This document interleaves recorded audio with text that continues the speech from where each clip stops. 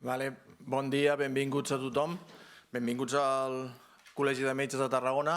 Abans de res, jo voldria donar la paraula al president d'Impuls CatSud, Miquel Maria Aragonès, company de viatge amb la quimera de la reivindicació de Catalunya Sud. Per tant, Miquel Maria, endavant.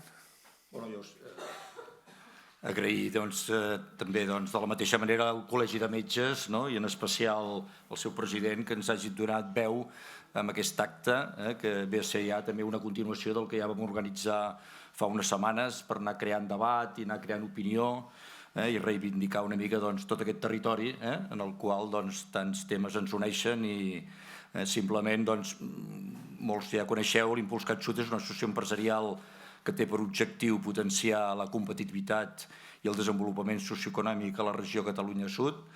Aquesta iniciativa que neix des del sector privat vol impulsar iniciatives empresarials, promoure la formació i l'ocupació de mà d'obra qualificada, apostar i treballar per la identitat cultural de la regió i pel seu sistema sanitari dins del conjunt de la cohesió social. Els nostres objectius alineats als objectius de desenvolupament sostenible globals giren a l'entorn de la innovació amb una clara aposta per la creació i aportació de talent, la internacionalització i les grans infraestructures que permetin la vertebració del territori amb la connexió cap a Europa. Els nostres grans reptes requereixen d'una voluntat de col·laboració públic-privada que estem disposats a defensar fins al darrer moment, tot requerint aquesta visió i acció coordinada que ha de fer aflorar les oportunitats del nostre territori. És per això que compartint aquesta mateixa visió amb altres agents socials i sectors professionals, com el del Col·legi de Metges, avui ens trobem aquí per donar suport a aquest workshop que, de la mà dels professionals d'Accenture Son, ens ajudaran a entendre les tendències i l'evolució dels perfils culturals i sociològics en general i de la Catalunya Sud, entenent-se com a crucials per a dibuixar el sistema sanitari de manera eficaç. Adaptar els serveis sanitaris per poder respondre adequadament a les necessitats i preferències del sector és una important reflexió que caldrà que fem per millorar-ne la qualitat i l'acceptació del sistema sanitari per part de la comunitat. I que aquesta millora pot ser un factor clau per al desenvolupament de la regió, ja que no només millora la salut i el benestar de la població, sinó que pot tenir impactes positius en l'economia, la qualitat de vida i la resiliència davant d'adversitats i emergències sanitàries com la que vàrem viure no fa massa. No em queda més que agrair al doctor Boada, que com a president del Col·legi de Metges ha confiat en nosaltres per afrontar i treballar conjuntament aquesta proposta de territori, tot desitjant que sigui una immersió ben profitosa cap a aquesta transformació del sistema sanitari que, sens dubte, tenim a les portes com a repte de present per assolir un futur sanitari millor. Moltes gràcies. Gràcies, Miquel. Ràpidament continuo jo també amb els agraïments abans de res a Impuls CatSud per consolidar. Vam fer l'any passat la primera taula sanitària i agraïm que ens doneu la confiança per seguir liderant i consolidant aquesta taula sanitària que gira també entorn a la transformació d'aquest sistema sanitari que és indispensable fer-ho i per tant aquí rodejats d'expertesa almenys ens permetrà debatre al respecte. Vull agrair també a Mutual Mèdica, Lourdes, la implicació que ha tingut perquè aquesta taula sanitària tiri endavant. Evidentment, Accenture i els seus ponents que ens serviran de palanca per després el debat. Vull agrair a la doctora Meritxell Arenas, que m'ajudarà a dinamitzar el debat, membre de Junta i que ha estat molt implicada també en la taula. Sobretot els assistents, sé que algú de vosaltres us heu tingut que canviar agendes i per tant agrair-vos que esteu aquí, que sou els verdaders protagonistes, líders dels diferents proveïdors, exgerents territorials, responsables en l'àmbit universitari, també responsables en sanitat privada, no ens hem d'oblidar tampoc de la sanitat privada, responsables dels col·legis professionals i també tenim la sort de tindre i ve molt... Vaig conèixer al Col·legi de Metges una iniciativa d'uns empresaris tarragonins formats a Tarragona, que han donat la volta pel món i que han tornat aquí i que han desenvolupat un producte de territori. Jo els vaig dir, escolta, veniu en aquesta taula, que és on heu d'estar, i evidentment que es pugueu acollir dintre d'Impuls CatSud. Membres de Junta, també gràcies per vindre, i membres de seccions col·legials. Hem enfocat una mica la jornada d'avui amb dos conceptes. Primer, reivindicar, evidentment, la Catalunya Sud, reivindicar que poder decidir en el territori com invertim els nostres diners pels projectes de territori. I aquí us voldria fer una reflexió. Jo m'he preocupat de revisar tot el timeline de Twitter del conseller de Sanitat durant un any. És a dir, he buscat tot el Twitter, he anat buscant Twitter per Twitter, tweet per tweet. Ha fet 33 entrades des de març del 23. Cap d'elles, 32, cap d'elles relacionades amb Catalunya Sud. Hem d'anar fins al març del 23 per trobar una entrada en el que el conseller, no el Departament de Salut, que també té els seus canals de comunicació, sinó en el conseller personalment dona importància a algun projecte de territori. Això ens dona una idea d'on estem a la Catalunya Sud. Per tant, un concepte, reivindicar territori, dintre de territori, reivindicar evidentment aquesta transformació necessària del sistema sanitari, transformació disruptiva. No serveix posar diners per fer el mateix, hem d'intentar canviar models i canviar conceptes.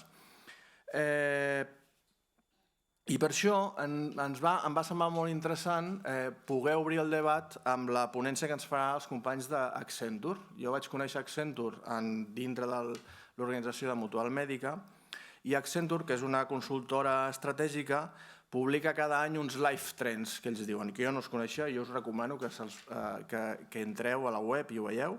Al final el que fa és analitzen ells diferents factors socials, econòmics, tecnològics, etc., que fan que analitzen com aquests factors canvien la relació que tenim les persones amb societats, organismes, marques, etc. Llavors empreses, els vam demanar l'exercici d'intentar veure com aquests factors que ells analitzen podien fer canviar el concepte que tenim els professionals sobre el sistema sanitari. Llavors aquí vam fer un treball conjunt d'adaptar aquests life trends en el sistema sanitari, i jo crec que ha sortit una ponència que,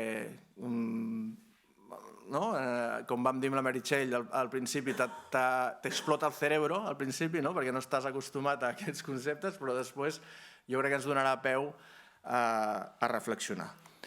Farem aquesta ponència que durarà uns 40 minuts, i després la doctora Meritxell i jo mateix dinamitzarem aquest debat comptant amb la vostra expertesa, i m'han dit des de comunicació que us digui que el debat no es gravarà, que ho tingueu clar, que el debat no es grava, per tant sentiu-vos lliures d'expressar tot el que vulgueu. Sí que es gravarà la ponència, que considerem que és una ponència que és interessant tindre-la gravada i que podem accedir després.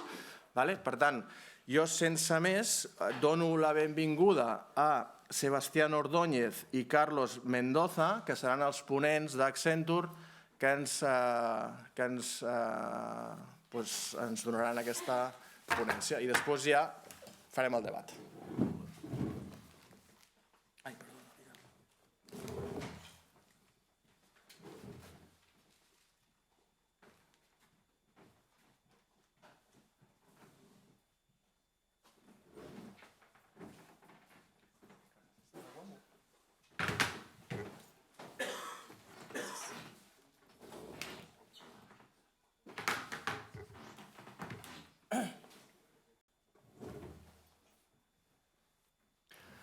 Bueno, buenos días.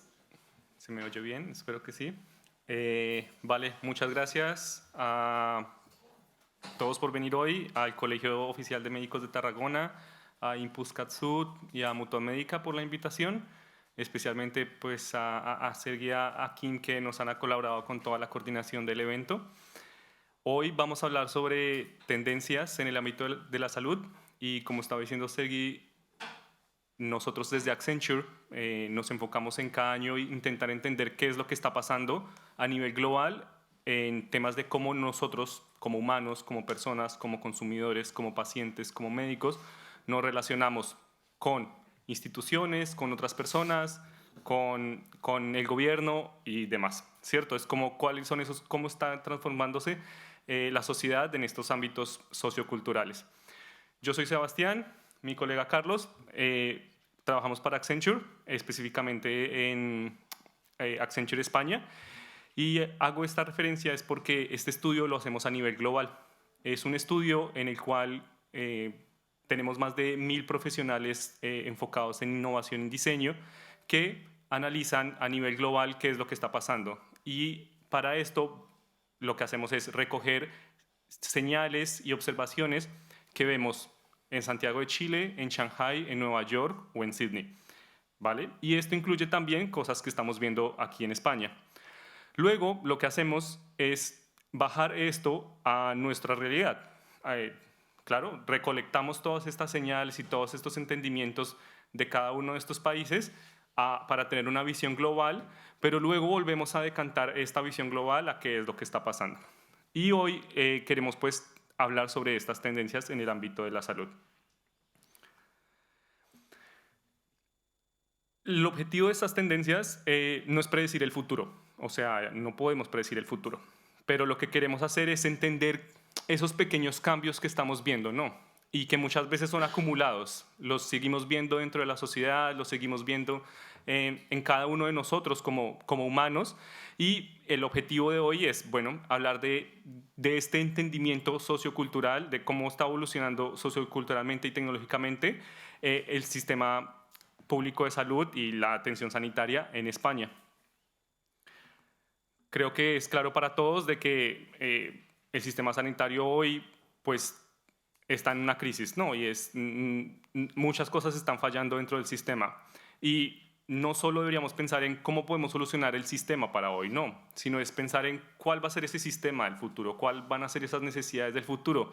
Y por eso es tan relevante que tengamos este tipo de conversaciones hoy, porque entendemos estos cambios que estamos viendo alrededor de la ciudadanía, del mercado, de la sociedad, y con eso podemos planear a futuro hacia dónde deberíamos ir.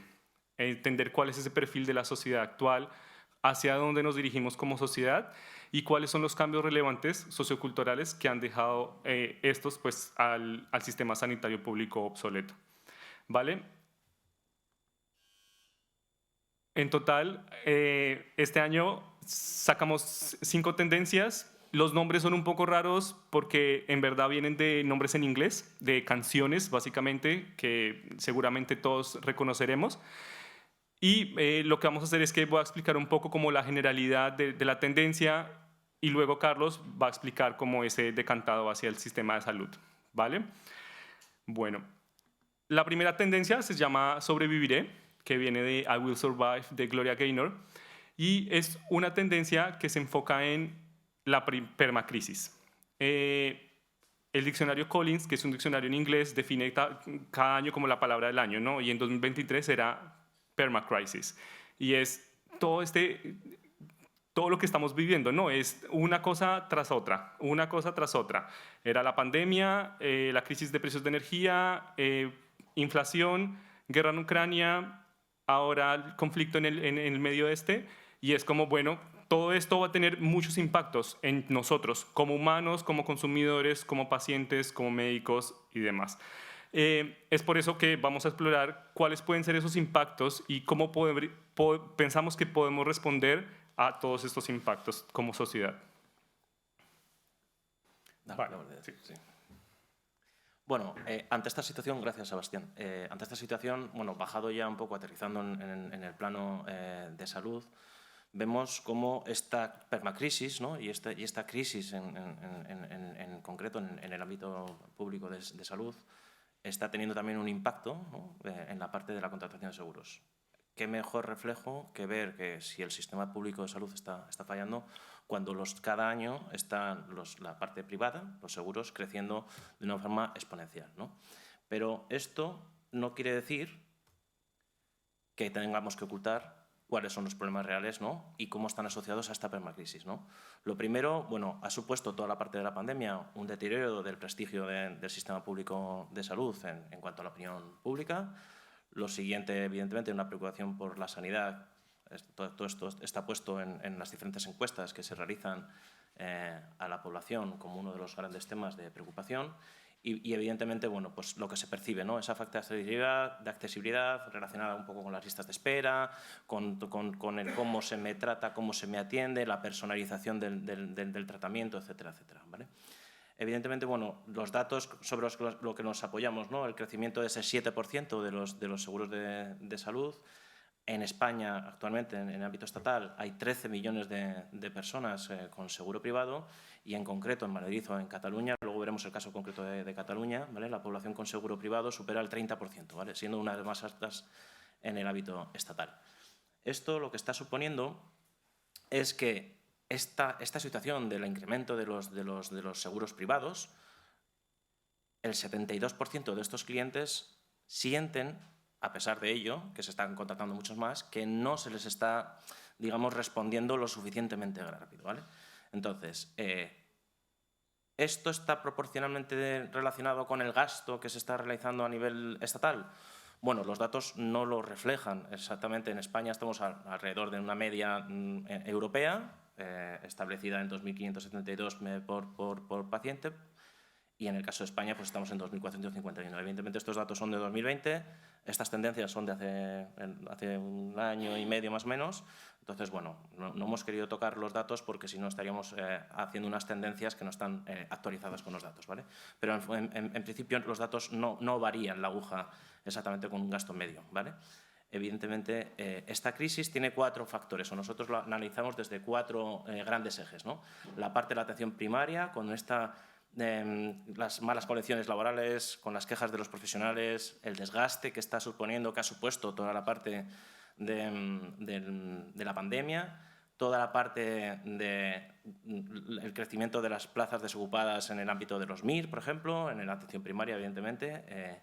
Luego toda la parte demográfica, pues por ejemplo, con toda la parte de la población envejecida con patología crónica, la población mucho más dependiente y que además demanda unos servicios que son totalmente diferentes, un acompañamiento mucho más personalizado y, por supuesto, el aumento de la demanda de la asistencia, ¿no? por parte de esta población. En el ámbito de la moral de los profesionales, exactamente, ¿vale? Pues toda esta desafección y desilusión por ese contrato social implícito, ¿no? Que hasta ahora veníamos o la población tenía con ese ámbito sanitario público, y toda esta parte del trabajo realizado, ¿no? Pues estos equipos que han estado luchando, cuidándonos en todo el tema de la pandemia y que, bueno, pues que no se ha percibido ese retorno, ¿no? O sea, por mucho, bueno, evidentemente las manifestaciones públicas han sido notorias, pero bueno, o sea, estos profesionales, pues realmente la sensación es que no se ha percibido, ¿no? O sea, que no se ha reconocido del todo esa gran labor que han realizado, ¿no? Y el último eje, ¿no? La parte de la cobertura pública y privada. En este sentido, bueno, como antes os comentaba, ¿no? En el caso concreto de Cataluña, 1 de cada 3 habitantes tienen doble cobertura, tanto en la parte pública como en la parte de contratación de seguros privados. En el caso del ámbito estatal, pues estaríamos hablando de 1 de cada 4, con lo cual, bueno, pues ahí hemos reflejado, ¿no? Esos datos de que en Madrid y Cataluña son las comunidades con más contrato de ámbito privado. Y luego, bueno, pues evidentemente esta situación tiende a una dualización y que evidentemente pues, supone también una situación de posible deterioro de la parte más de sostenibilidad del modelo, ¿vale? ¿Qué es lo siguiente? Bueno, pues ante esta situación de permacrisis, las personas, en la parte sociológica, lo que tendemos es a... Y yo creo que este es un poco donde empezamos a ver que estos conceptos cómo distorsionan un poco lo que nosotros solemos hablar en este sentido, es cómo las personas intentan establecer o estar estables dentro de esta continua permacrisis, ¿no? Y está dividido en 5 grandes ámbitos: pelear, volar, congelarse, centrarse y ser flexible. En este sentido, en la parte de pelear, ¿cómo se está traduciendo esto en la sociedad y en el caso del ámbito estatal? Pues toda la parte de manifestaciones de ciudadanos apoyando a la sanidad pública, que evidentemente hubo un auge hace 2 años, pero que siguen continuamente, evidentemente, estas manifestaciones y estas quejas notorias y lógicas. Toda la parte de huelga de profesionales, con toda la parte del impulso de la atención primaria, de la parte de los MIR, de la parte de la concienciación, etcétera, etcétera. Y luego una parte importante también en esta pelea, que es la parte de roles y competencias de profesionales, ¿no? El cómo evolucionar determinadas categorías profesionales dentro del sistema, el cómo dar importancia o poder ayudar dentro de las competencias de determinadas, por ejemplo, en el caso de la enfermería, en labores que tradicionalmente no han tenido competencias y cómo esas competencias podrían traducirse en mejorar o efectividad, productivizar la parte del sistema sanitario, ¿no? Bueno, los datos un poco donde nos apoyamos es, bueno, pues las actividades sanitarias, la segunda posición en número de mayor de huelgas en España durante el 2022 y, en concreto, la atención primaria fue, digamos, el motivo primordial de estas huelgas, ¿vale? Bueno, no me voy a centrar para poder, es un poco el resumen de lo anterior. La parte de volar, y esto lo traducimos directamente en la fuga de talento en el ámbito estatal. Hay muchísimas renuncias de los médicos a puestos de dirección en el sistema público, la fuga, como comentaba, de los médicos al extranjero y ese paso que cada vez, ¿no? y cada año vemos del sistema del ámbito público al ámbito privado y últimamente incluso del ámbito privado concertado al ámbito privado puro. Entonces, los datos son que el sistema de salud tiene un déficit de 4.700 médicos de familia y 1.300 pediatras. Esto, evidentemente, estamos hablando de datos de 2022. Y en el caso de la fuga, pues de los más de 1.000 médicos colegiados, finalmente acabaron ejerciendo la profesión fuera de lo que es el ámbito estatal, ¿vale? La parte de congelarse. Cómo las personas intentamos luchar, ¿no? o estabilizarnos dentro de esa permacrisis con este ámbito. Bueno, pues evidentemente la parte de la falta de respuesta a incentivos económicos, toda la parte de la demanda de los profesionales, además, oye, que uno de los motivos de la fuga, precisamente anterior comentado, es precisamente que no están valorados ni reconocidos económicamente con respecto a la media europea. Lo que hablábamos, ¿no? Salarios infravalorados y con una elevada carga mental, los incentivos en el ámbito de la medicina de familia y comunitaria para impulsar y a intentar promover que se cubran esas plazas en ese tipo de ámbito y luego el cansancio derivado porque no ha habido un periodo de relajación porque es imposible en un sistema público y evidentemente con el envejecimiento de la población y con todo el deterioro de este sistema, ¿vale? Evidentemente derivado de la pandemia. En el caso particular de Cataluña, invierte entre 5.000 y 9.000 euros por cada residente de médico de familia como incentivo para que entendamos un poco los esfuerzos que se están haciendo, aunque no están siendo suficientes. Y, bueno, evidentemente los salarios bajos, ¿no? como eje principal de esta congelación en el ámbito salarial, ¿vale? La parte de concentración. Lo que analizamos en esta parte y en el ámbito de salud es que lo que demandan los profesionales, lo que están intentando focalizar sus esfuerzos en que se cambie ese modelo es precisamente en tener unos perfiles profesionales simplificados, que acoten además las tareas y que se reduzca un poco la carga administrativa para centrarse y concentrarse en esas tareas de valor. Toda la parte de los lugares de trabajo y horarios claros, la parte de conciliación laboral y personal, la parte de la evaluación, bueno, lo que hablábamos, ¿no? La evaluación del tiempo personal. Compaginar la parte público-privada es tremendamente complicado cuando tenemos una presión como la que estamos hablando en el sistema público. Por eso es que muchas veces no se compagina, sino que se hace el salto directo a esa parte privada. Y en el ámbito y en concreto, por los datos que manejamos, el 60% de los médicos en activo trabaja solo en el ámbito del sector público, el 20% solo en la parte privada y un 16% es cuando compaginan ambos mundos, ¿no? La parte pública y la parte privada. Y en la parte de la escala del 0 a 10, en el ámbito de la enfermería, la conciliación familiar y el salario obtienen puntuaciones del 3,5 sobre 10. Y en concreto, en las nuevas, que esto no está aquí reflejado, las nuevas generaciones que vienen de médicos, de profesionales tanto sanitarios como no sanitarios, dentro de sus baremos de qué es lo que consideran más prioritario, está antes la conciliación familiar que la parte económica, ¿vale? La parte de ser flexible, y con esto terminamos este bloque. Evidentemente todo es susceptible del cambio, ¿no? Y para poder salir de esta permacrisis, lo que tenemos que hacer es un poco ver cómo esos pequeños pasos que hay que ir dando, ¿no? Y es un poco el objetivo también de hoy, de la posterior parte de esta sesión, bueno, el cómo ver, ¿no? Modelos de financiación alternativos, la colaboración público-privada, que muchas veces hay puntos de ruptura y de dolor con duplicidades de pruebas, etcétera, etcétera. La parte de la valoración por resultados o por rendimiento de cuentas y no tanto a nivel de actividad.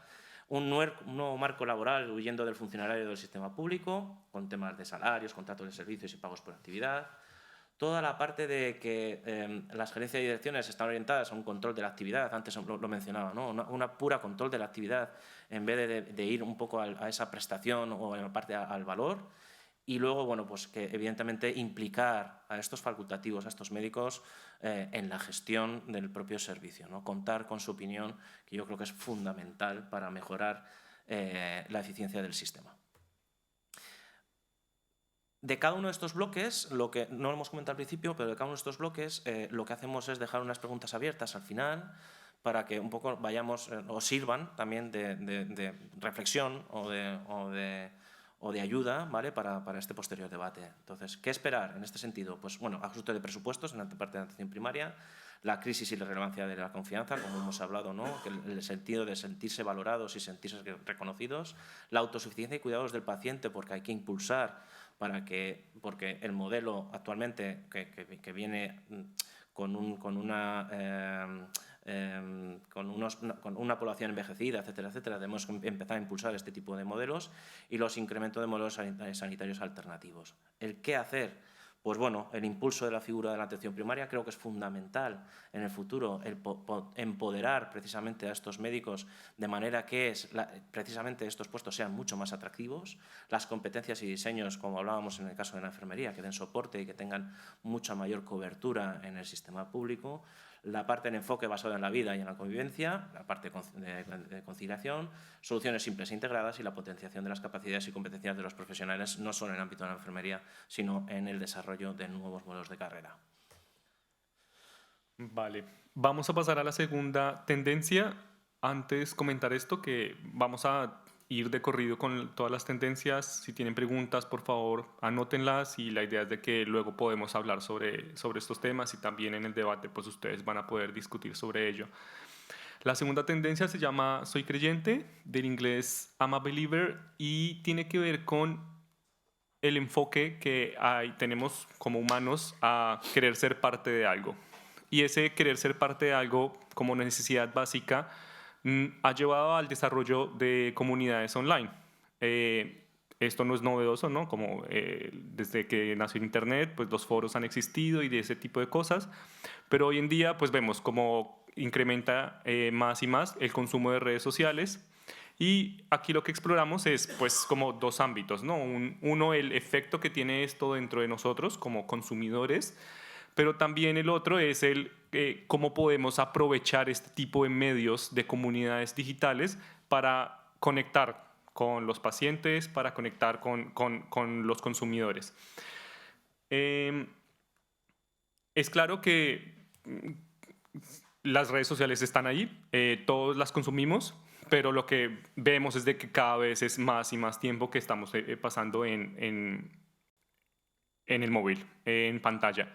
Lo vemos no solo pues antes con las tradicionales, ¿no? Muy a lo Instagram, muy a lo Facebook, pero cada vez más, y no solo en nuevas generaciones, sino alrededor de toda la población, pues más consumo de TikTok y mucho consumo en canales de comunicación de comunidad. Existen redes, plataformas como Discord o Twitch, donde las personas crean comunidades y interactúan con ellas, ¿vale? Vemos marcas como Samsung o Tesla, donde hay comunidades de miles y miles de usuarios, compradores, que hablan sobre sus marcas, pero no es una comunicación que está intermediada por la marca, no, es personas que tienen necesidades random, aleatorias, hablan en estas comunidades, se interactúan, se apoyan unos a otros y demás.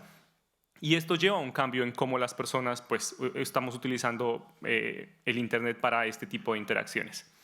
Luego, pues, cuando empezamos a llevarlo a este mundo de salud y sanitario, es pues, cada vez más el uso de este tipo de redes y de plataformas para conectarme con mis necesidades de salud.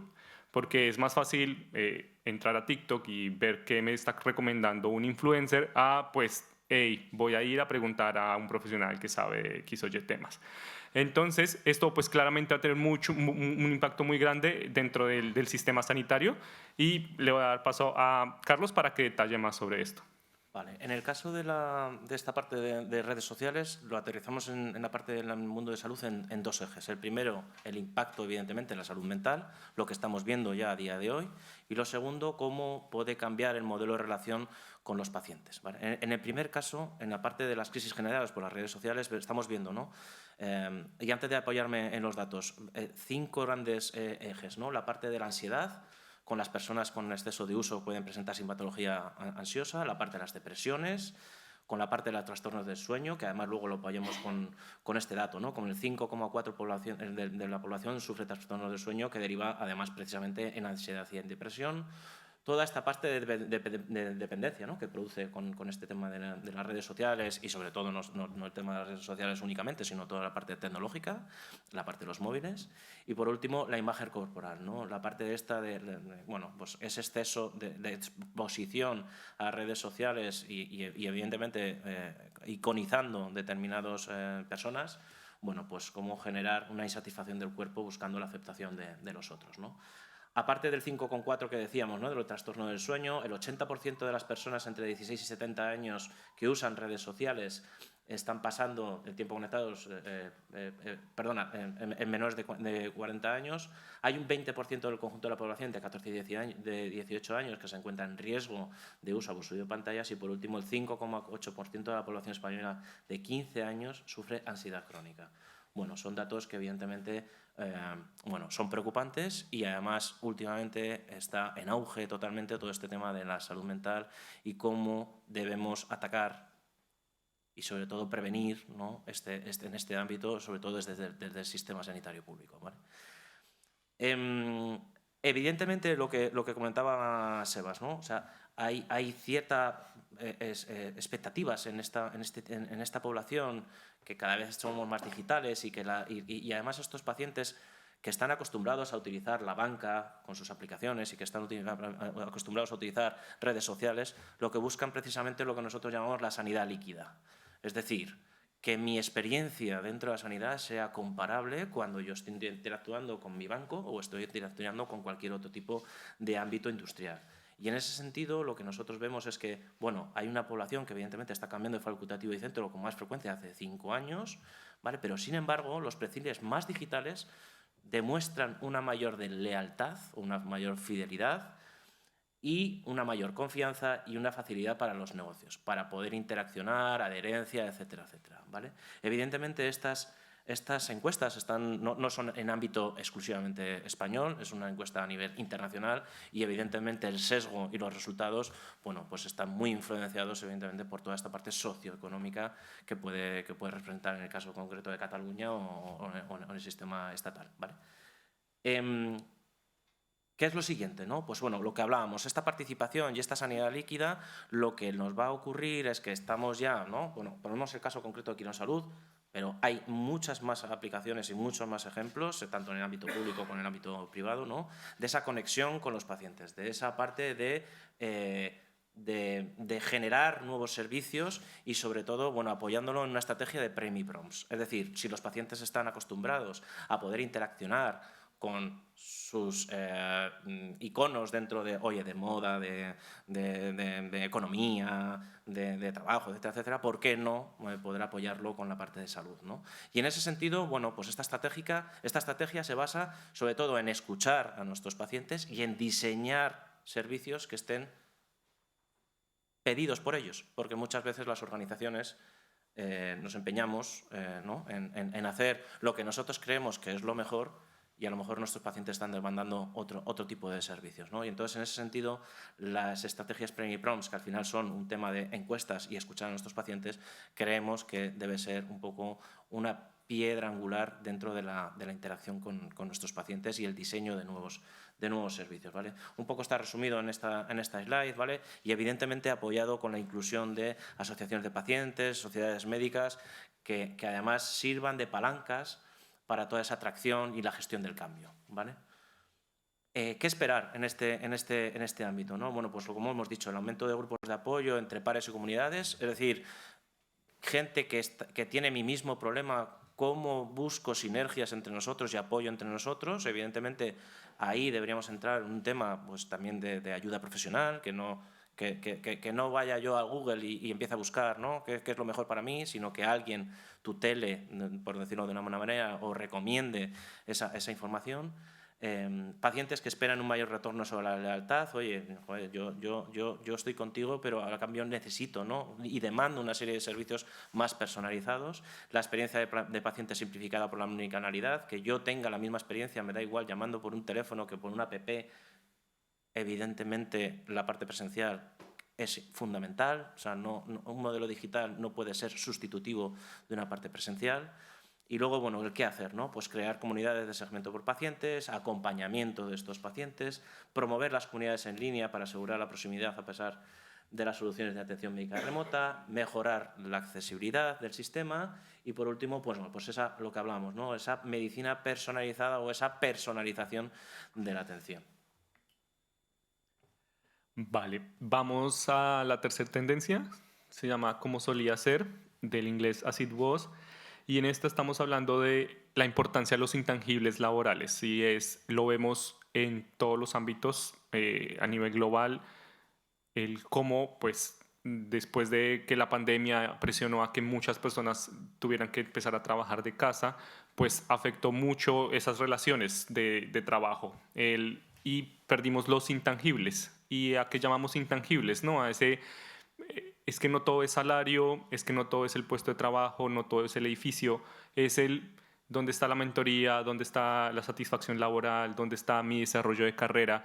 Todos estos intangibles pues se han perdido porque nos descolocamos, no tenemos los mismos rituales que teníamos antes y bueno, pasa mucho en oficina, ¿no?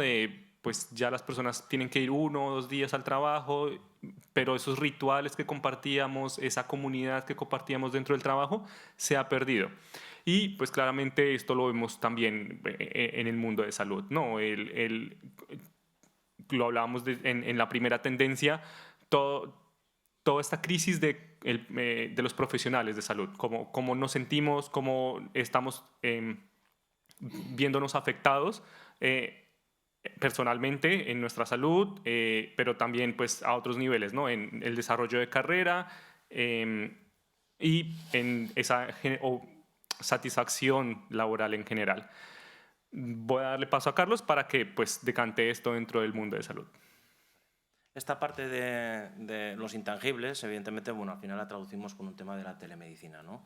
Cómo se están impulsando, evidentemente, toda esta parte de atención remota, que además es un terreno que el problema es que, bueno, pues siguiendo lo que decía Sebastián, ¿no? Esta parte de la pandemia lo que hizo fue impulsar o acelerar la adopción de esta medicina digital o esta telemedicina. El problema es que se hizo de una manera no controlada, sin una estrategia clara de una atención, digamos, holística, que tuviera en cuenta no solo al paciente, al servicio, sino también a ese profesional que estaba detrás, ¿no? Y entonces, evidentemente, supuso y fue la puerta para dar una atención que en ese momento era imposible darla de otra manera, pero a día de hoy hay que repensar, ¿no? Hay que parar y hay que intentar ver hacia dónde tenemos que ir en este sentido, ¿no? Y toda esta parte, precisamente hablamos de la parte, como hablamos antes, ¿no? Del acompañamiento, del cuidado más personalizado, del diseñar los servicios que tengan un sentido. ¿Para qué estoy haciendo una teleconsulta si luego se queda ahí y no tengo una continuidad digital de ese acompañamiento de ese paciente? Y toda esta parte, bueno, pues evidentemente apoyado en la implementación de tecnologías que sí, que han facilitado un poco la irrupción de este tipo de servicios, pero que no tienen que ser, digamos, el eje, sino que tienen que ser la herramienta, ¿vale? Y esto lo que nos está suponiendo y lo que además está directamente relacionado es, bueno, pues toda esta parte de retención del talento, toda esta parte de los planes de carrera inciertos de los médicos. Existe la figura de ese profesional digital que además en muchos de los casos no ha sido capacitado, nadie le ha explicado en qué consiste esto y además no se le ha acompañado ni tiene un referente dentro de la organización que sea capaz de explicarle hacia dónde vamos con este tipo de servicios, ¿vale? Y además, sobre todo, qué le va a suponer a él como una mejora también, evidentemente, porque los ciudadanos, digamos, demandan, pero digamos que hay que tener cierta estrategia, ¿vale?, en cómo se cubren esas demandas, ¿vale? Bueno, lo que decía un poco también Sebas, ¿no? La parte de los profesionales, bueno, pues ese sentimiento de equipo, esa parte de innovación se pierde, la cultura por la colaboración. Bueno, evidentemente en el ámbito sanitario estamos hablando de un tema más complejo, no es tan sencillo como el teletrabajo y ya está, ¿no? Pero sí que lo vemos en esa parte de ese profesional digital, que sean profesionales específicamente orientados y capacitados y formados dentro incluso de las propias universidades a este tipo de atención digital, ¿vale? ¿Qué esperar? Pues nuevas tecnologías para adaptarse a la parte de esa atención remota, no solo la telemedicina, sino esa parte de seguimiento, acompañamiento, proactividad en los servicios, que esté soportada, como bien decía antes, soportada, no que sea el eje principal la tecnología. Bueno, pues el cambio hacia los resultados informados por los pacientes, con esa parte de investigación y seguimiento, es decir, autocuidados de los propios pacientes en base a unos planes y programas bien definidos y que además estén cubiertos por esta tecnología, y una mayor atención médica, o sobre todo orientada y pivotada en la parte del acompañamiento de la salud mental que antes hablábamos, ¿no?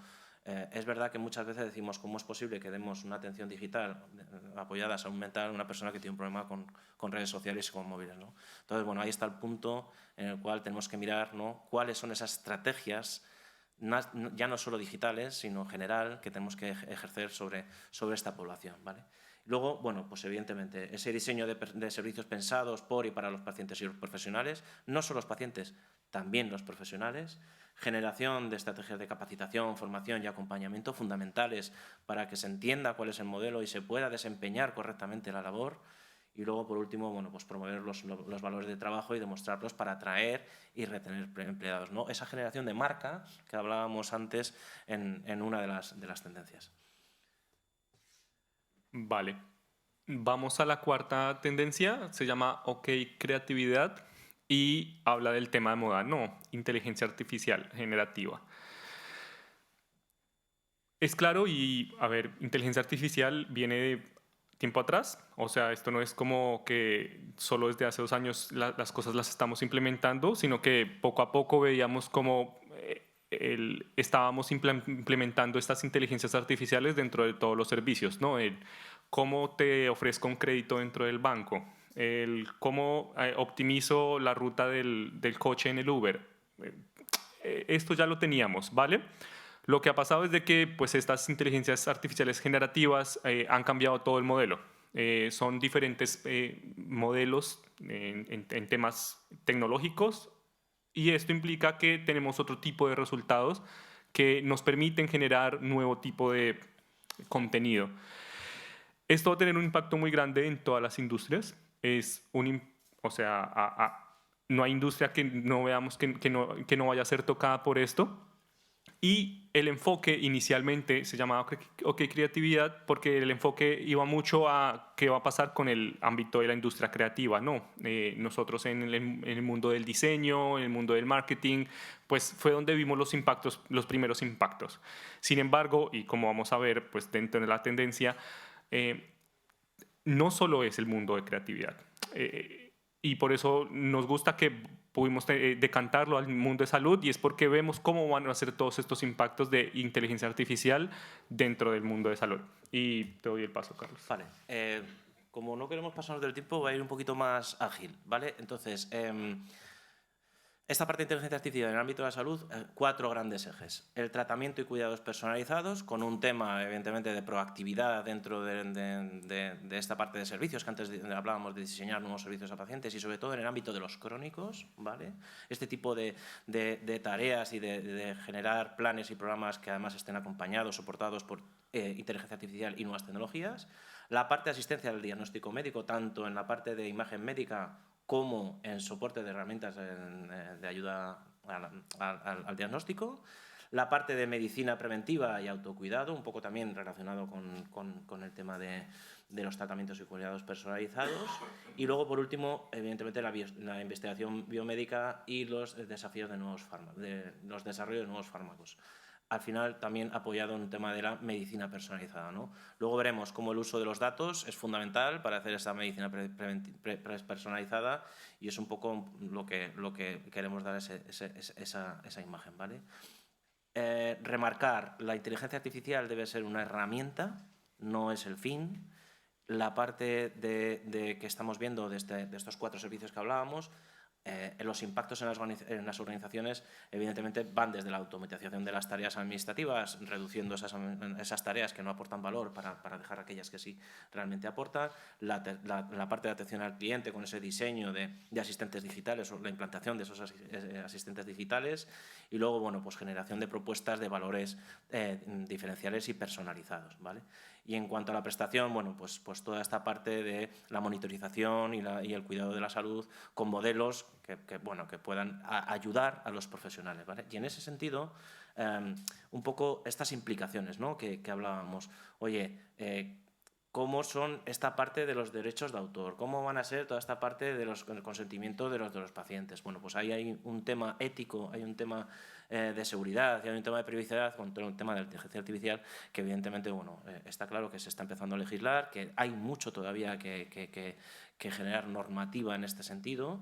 Pero bueno, está aquí, o sea, es ineludible, la inteligencia artificial ya está aquí, se están dando ya, bueno, algunos de los casos, ¿no? El 85% de los diagnósticos con determinada tecnología que veis ahí, bueno, pues ya se están produciendo. La parte de, bueno, pues de determinadas administraciones públicas, en el caso de Sergas, con una inversión importante en todo el tema de inteligencia artificial para la generación de modelos que permitan, digamos, la efectividad o la productividad del sistema, además, sanitario, el ayuda a los profesionales y, bueno, evidentemente, como os decía, ¿no?, la OMS propone un uso ético y seguro de la inteligencia artificial, sobre todo para cumplir principios de equidad, fundamental, y accesibilidad, ¿vale?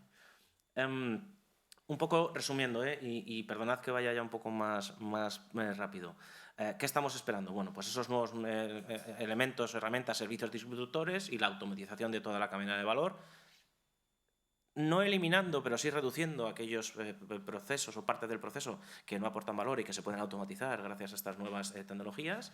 Y luego, bueno, pues evidentemente medir esas productividades, ¿vale? Y luego aprovechar la inteligencia artificial, bueno, pues para toda esta parte de la atención preventiva, que yo creo que es fundamental en un nuevo modelo del sistema público sostenible, ¿no? Toda la parte de promoción y prevención de la salud en este caso.